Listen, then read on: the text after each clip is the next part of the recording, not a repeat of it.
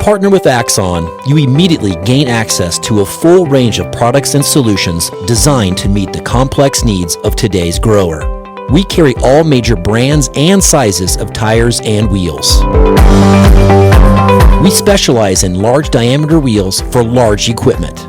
We have one of the largest OEM replacement wheel inventories in North America.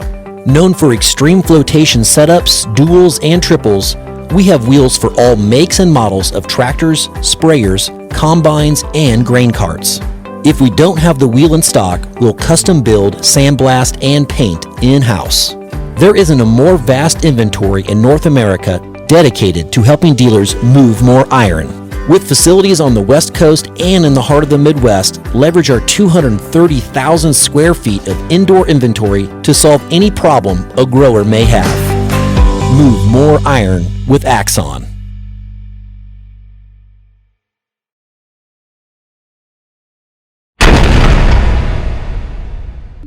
Moving iron.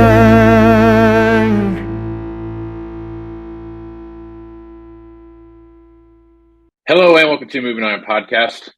This edition of Moving Iron Podcast is brought to you by Axon Tire, helping dealers move more iron for the past 100 years. So I've got Paige Seek here with us, and she's back on here bringing all the fun stuff coming from the world of Axon Tires. So how you doing, Paige? I'm doing good, Casey. How are you? I'm not too bad. So how things, did you get that big blizzard that went through up that part of the world, or did that skip you guys? No, we got the blizzard. I think we got about 10 inches of snow. It started snowing, yesterday at 5 o'clock in the morning, and it didn't stop until 5 o'clock last night. So we got hit pretty good. How about you? Did you get hit? We didn't. We got a little bit of snow, but it wasn't too bad. I was traveling yesterday, coming back from a convention, and I was afraid that with all the stuff, seems like if someone coughs in Chicago, it turns off every flight in North America. So I was worried that was going to be an issue, but I made it home with no issue. So I was surprised. We got a little bit of cold weather, but we didn't get any moisture out of the deal. So that's good. All right. You can have some of ours if you want. We had like 44 inches of snow or something like that in January. So I feel like we had our share of snow. Yeah, that's a lot. This year. Yeah. So, all right, Paige, who we got on with us today? So we have our West Coast client advisor, Mr. Mike Lewis. And then we also have Kyle Schneider, who's joining us from Stokes Equipment. Awesome. Neither one of your guests there are unfamiliar to the Moving Iron Podcast. So how you guys been? Doing great, Casey. So Kyle's been on podcast before, just he and I talking about stuff we see happen on the place. So Kyle and I have a long relationship going back a long ways there in the used equipment world. And Mike, it's good to see you again, man. Thank you, Casey. Yeah, no, it's good to be back on the podcast here. And as to our blizzard conditions here in Hayward, it's 60 degrees today. So just wanted to make a little point there that we don't get quite the weather that you guys get in the Midwest. Thanks, Mike. Yeah, appreciate that, buddy. Thanks a lot. So Mike, talk a little bit about Solari. What was that like, the World Ag Farm Expo this year? As we spoke last year, if you remember rightly, we talked about all the additional and new technology stuff that came on, and I'm always amazed just seeing the new stuff that hits. And I mean, one very specific one is there's a company called Carbon Robotics that's popped up over the last year or two, and you're probably seeing posts from them. And they had a very busy booth. We've actually done quite a bit of stuff with them, not for them, but with them in the last 12 months working with dealers. And it's kind of cool, but these robotic laser weeders that they're running through the rows, it's just super cool stuff. And there was a lot more automation products there. There was electric tractors, and I realized if you're a petrol head, that's kind of, not cool, but this is where the direction it's going, right? Right. We're seeing more electric tractors, more automation, more GPS stuff, more efficiencies coming, more irrigation stuff. There's a company I saw, Plant Tape. They're putting seedlings in tape now so they can be planted super efficiently. Just a lot of that, way more than what you saw 10 years ago. So that's kind of what I saw at the show this year. Food and nutrition, soil health stuff, a lot of that there.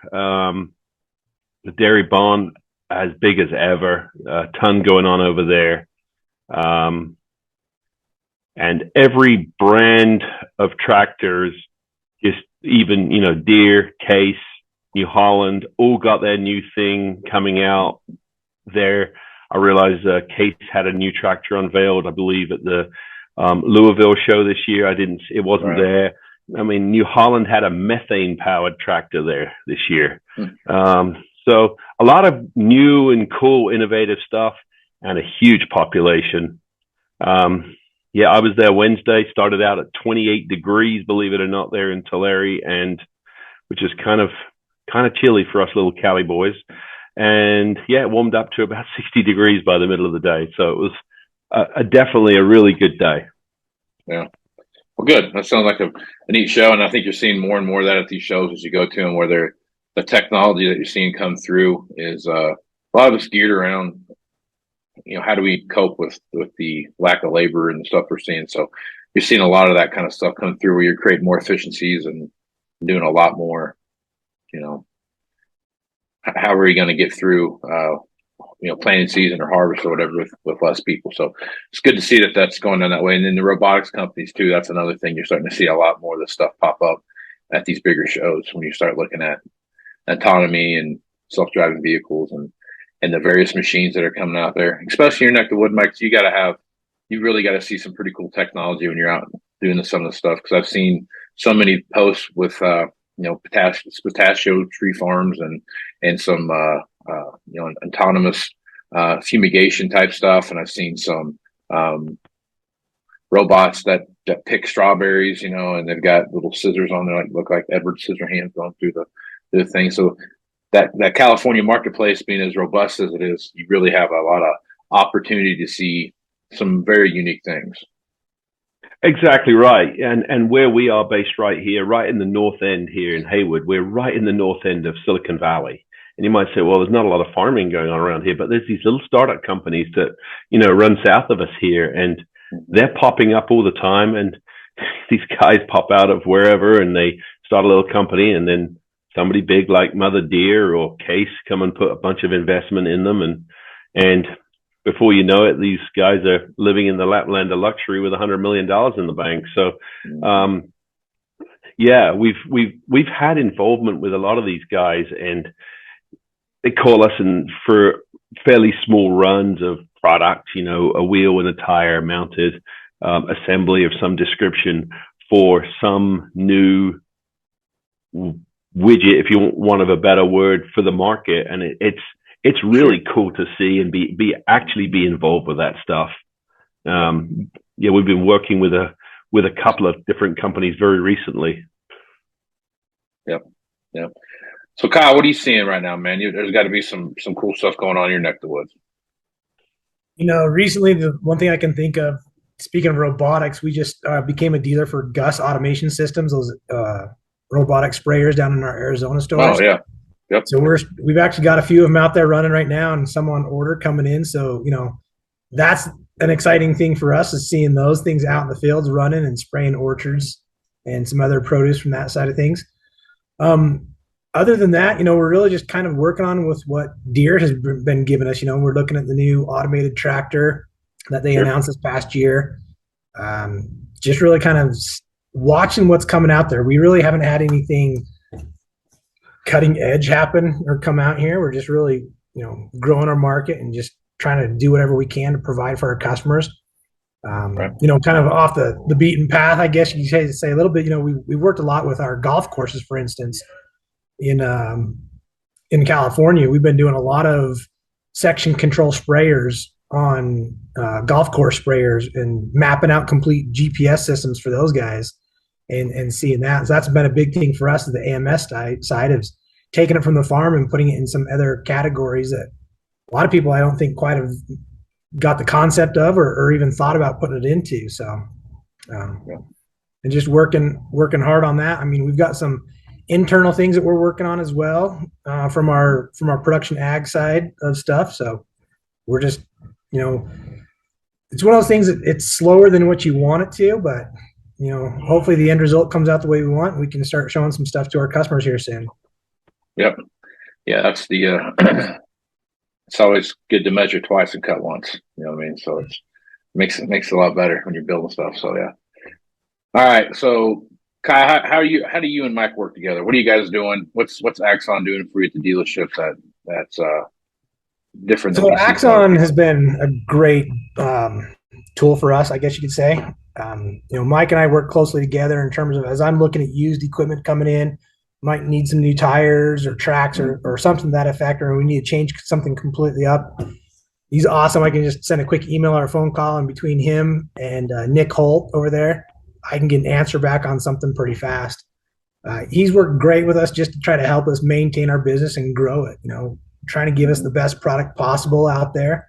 We up in Idaho, we're big potato country, so we use a lot of tractors and skinny tracks with wide axle kits. And Mike's done a phenomenal job in Axon to keep a lot of those tracks in stock on the new side because we do have some customers that like brands than what comes on a tractor straight from the factory.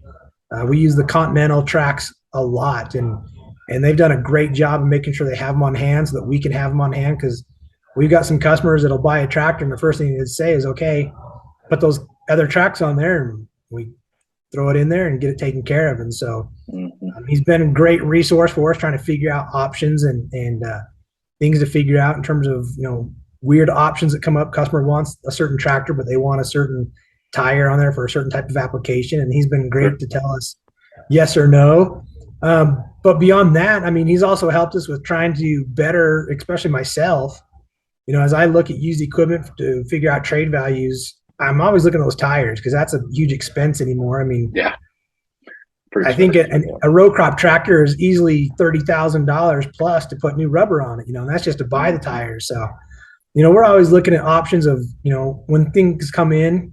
Mike's been a great resource. Hey, Mike, why is this wearing this way? Or what's this caused by, and he's giving me some of that information so that I can talk to my sales guys. We can talk to the customer and do some education like, hey, you're running too low of air pressure. You're too high of air pressure. Or you're doing something weird, to prematurely wear down those tires. So, he's kind of like that walking encyclopedia of tires. I think he kind of dreams of tires at nighttime because he gets so excited about them. It's kind of like Aaron Fintel and tractors in movies, You name a movie, he plays a tractor, and Mike can tell you the tires on the tractor from 1976. So, but Mike's been great that way, and same with Axon. They've been great to get us quotes quick, get product that we're purchasing out there. The one thing I like about Mike is he's really learned our business so that he knows what tire sizes I use consistently, and if they get a good set of takeoffs, I get a phone call, a text message, or an email saying, "Hey, we just got these tires in. Do you have any interest?" Sometimes yeah, sometimes no. It just depends on where I'm at. But he's always looking out, trying to help me have the best for my equipment, and my customers, as I know he does just for any other dealership that he works for. So he's spot on with stuff like that. Right on. Dang, Kyle, my head is going to blow up any minute now. I hope so. All right. So Mike, working with Kyle, like he's talked about, very diverse area for agriculture where he's at. Not like diversity where I'm from, where it's your typical corn and cattle and alfalfa and those kind of things. They have cotton, they have alfalfa, they got big irrigated alfalfa, they've got some corn, they got some wheat, they've got potatoes, they've got produce, they've got all that stuff going on. As you're looking at that marketplace, working with a company like Stokes has to give you a lot of opportunity to really stress what you're able to do because of that diversity that they have. Exactly that. And when we like Kyle mentioned, they've got so many different products, vegetables or whatever you want to call it, in their territory. I do spend quite a bit of time in Idaho, and you got the Beets and the Spuds and completely different equipment for both products. And and different row spacings, and you got that 22-inch row, and they got to get a 320 in it, or the spuds and 380s and 30-inch rows, and then we come down to Utah and a lot of hay and some other crops there, but largely, and even down into the southern part, a lot of hay, and they typically use a wider tire down there. And then we've done a ton this year. As we say, Deere has not done a really good job with turf tires this year. So I think we've done close to 30 tractors with turf tires on them for your golf and turf guys, Kyle. But just to give Kyle some kudos, he's helped me a lot by sharing my name with the team, and purely just by saying, hey, try over here. This is Mike with Axon. So we've managed to grow very, very substantially in the last 12 months with Stoats, just by the sheer sharing of information throughout their teams. And Kyle's a great guy to call too. And on a bad day, he's always a cheery guy, and he can put a smile on your face pretty much any time of day. So I like to give him a call. If you're having a bad day, give Kyle a call. I can give you his cell phone number if you need it. Right. Yeah, no, Kyle's always fun to talk to. So Kyle, you brought up a good point there, and I think that's one of the most overlooked things when it comes to tracks, is that Continental makes a great track. And I think it's an underestimated and undervalued track on the marketplace, Mike. So talk a little bit about that Continental track and what you see happening there. Oh, now you're getting right into my passion. This is where I started out, is tracks. And Kyle knows this. He's heard me speak about tracks for years. But when we talk about tracks, people often just say, oh, it's all about the thickness of the carcass, or how the tread lugs are, or what type of tread lugs on there. But the thing that really sets Continental apart from a lot of other manufacturers, it is a one-piece manufactured track. And their Extreme Ag is just second to none. It really is. Especially in the Idaho territory, they've had, I was going to say hundreds, that wouldn't be fair to say, but many, many warranties that have not been honored by other companies because of how those tractors run in those narrow row spacings and tend to cause the tracks to fail. Well, Continental stood behind their warranty over the years with their tracks. So honestly, I've just found success there. I mean, the previous guys at the store just kept saying, this is the track for us. This is the track for us. And it's just gone from there. I mean, would you say, Kyle, would that be fair to say? Oh, yeah. I mean, the experience that we've had with those Continental tracks, Casey, is, being that solid track. In Idaho, we've got a lot of, spuds grow great in Idaho because we've got a lot of that volcanic soil from the volcanoes there. And we still run into a lot of fields with big rocks made out of volcanic material. And those things are sharp, and they'll tear through a track or a tire with ease. And, we've had lots of issues where on a two-piece track, we're ripping those lugs off and it just flaps around or completely off. And that Continental is a solid piece. I mean, that track, is just bulletproof almost. I mean, it's almost like they put a different compound in that rubber because they don't seem to get nearly the cuts like we get out of another brand, and they just last a whole heck of a lot longer. Yeah. Just for a technical point, I think there's actually 4 different compounds in that track. I didn't even know that myself until relatively recently, but there's a softer compound on the inside so that it can help with the flex. And then obviously on the outside to help with wear, there's much harder compounds. And I think they layer that in there to allow for different wear characteristics, which is very interesting. I'm not into the science or the technology of it, but it's very interesting how that they've increased the life of these tracks, because tracks have been built very similarly as far as we can see externally for the last 20 years, right? Right. But the horsepower of tractors has increased, more than doubled over the last 20 years. I mean, a typical old John Deere, I'm going to say a 8400 was probably just a hair over 200 horsepower back in 2000. we're now 20 years later. You're looking at 400 horsepower on a track machine, or even 600 on a 9,000 series. So a lot more power gets put to the ground, and guess what? That piece of rubber is still the same size, but they're just having to put more technology into it to create a product that's going to work in the marketplace for longevity. Yeah, it's and I think to kind of go back to what you're talking about, there's a lot of companies out there that make tracks and a lot of companies that do some stuff, but I think, like I said earlier, I think that Continental brand is just one of those track manufacturers that's really overlooked. Like to your point, Mike, it's got. I've talked to many people that have had them, and I've never heard anyone say they didn't like them. So that tells me, but I've heard on other tracks, they've got people that like them and don't like them, and it's just a good product, and I think when you're looking at what's going on, it's very, very important that when you start looking at especially track machines and how much actual wear goes into not just the track, but the components, the undercarriage components and stuff like that, how those tracks are going to work with that's also another big part of that too.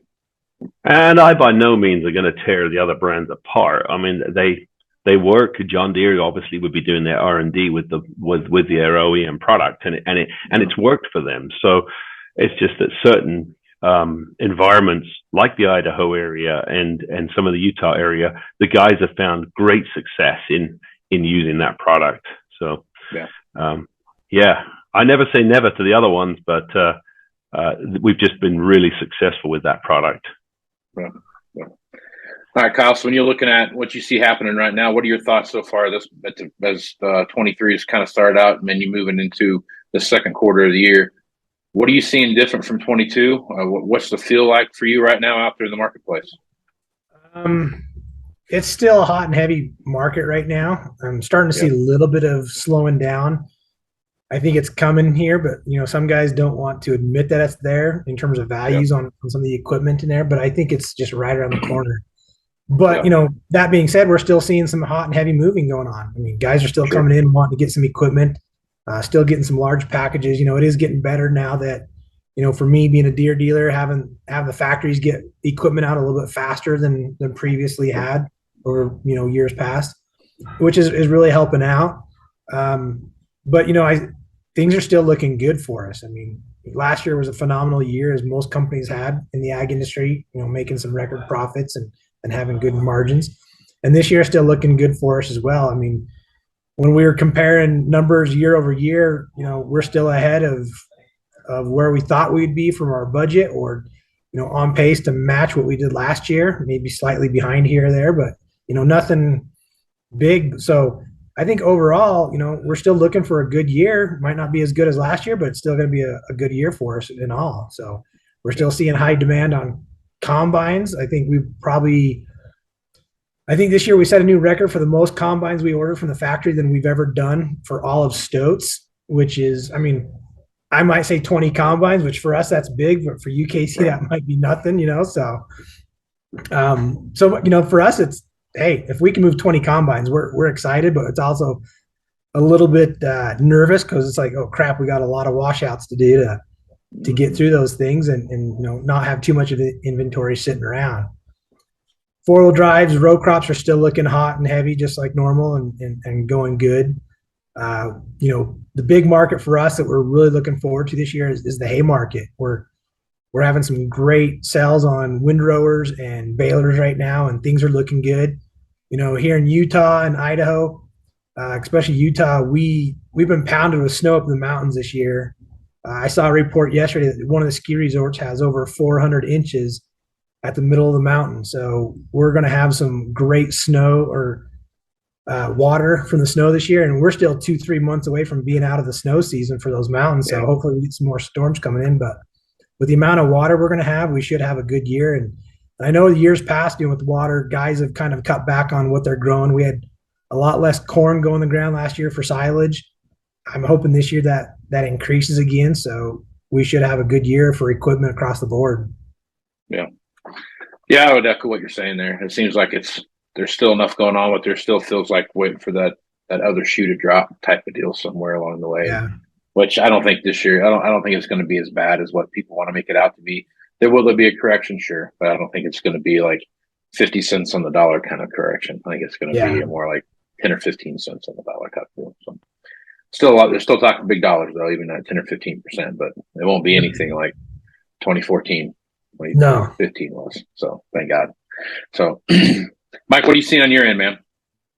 Yeah, and I was about to say that, we're seeing similar things.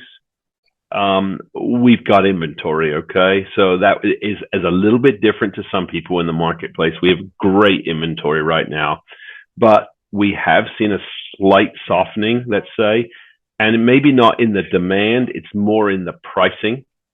So, and as we see things moving, there may be a little softening in the marketplace, but it's not like everyone's talking about, oh, there's going to be the big crash. We got inflation. We got prices are not going to go up anymore. They're all going to come crashing down. House prices are going to come crashing down.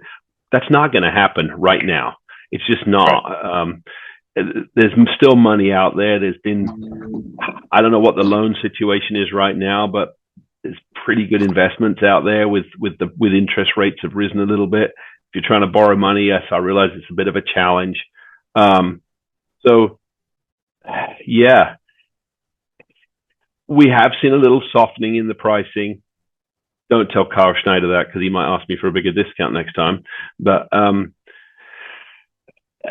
I think we're going to see some softening out there as we go forward through the year. Is it going to be big? No, I don't think it's going to be big.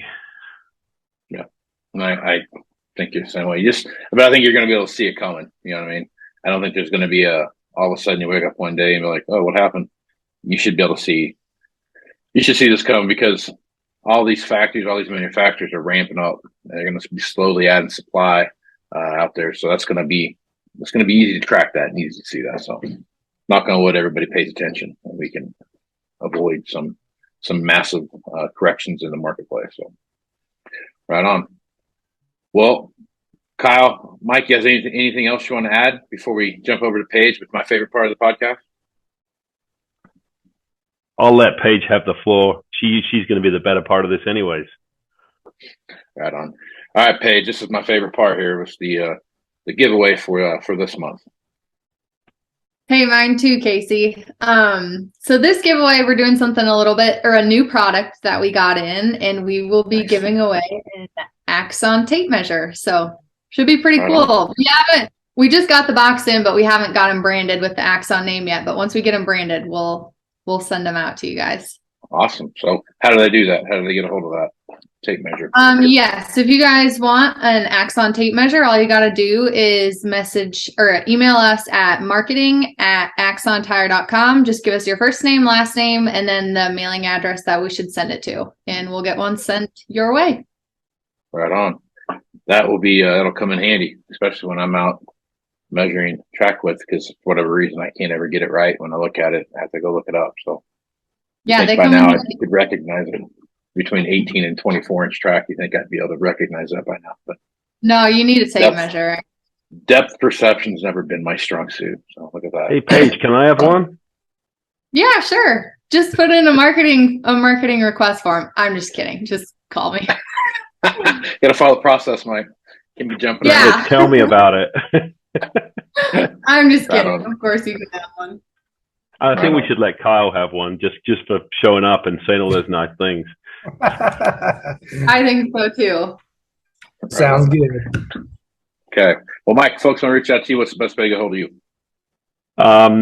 Probably, honestly, the best way is email these days. My phone literally just blows up all day long, so I don't like to disappoint people by not answering. So if you want to get a hold of me, it's mike.lewis, Lewis, that is, at Axon, AXON, tire.com. Right on. Paige, folks want to reach out to you. What's the best way to do that? Yep. Page.seek, SIECH, at axontire.com. Right on. And Kyle, what's the best way for me to get a hold of you? Email, it's K Schneider, SCHNEIDER, at stoteseq.com. Right on. Well, I appreciate all of you being on the podcast. Thanks, Casey. Thanks, Casey. Casey. Much appreciated, Casey. You're welcome. I'm Casey Seymour with Moving Iron Podcast. Check me out on Facebook, Twitter, and Instagram at Moving Iron LLC, LinkedIn at Moving Iron Podcast. Check out the video version of this over at the YouTube channel, Moving Iron Podcast. And for all things Moving Iron, go to MovingIronLLC.com. Another good thing Axon's doing for everybody, if you're the first 150 people to sign up for the Moving Iron Summit coming up here in September 11th through the 13th in Nashville, Tennessee, if you're one of the first 150 people, Axon will pay you that first $50 of that registration fee. So check that out. So if you're interested in doing that, go to the upper right corner of the website, click on Moving Iron Summit, and fill out the form there, and we'll get you on that list. So with that, I'm Casey Seymour with Paige, Mike, and Kyle from the Smart Folks. Out. Moving higher in the 21st century. Hardworking people working hard for you and me. Moving higher, time and time again. Through the years, you'll find us here. Moving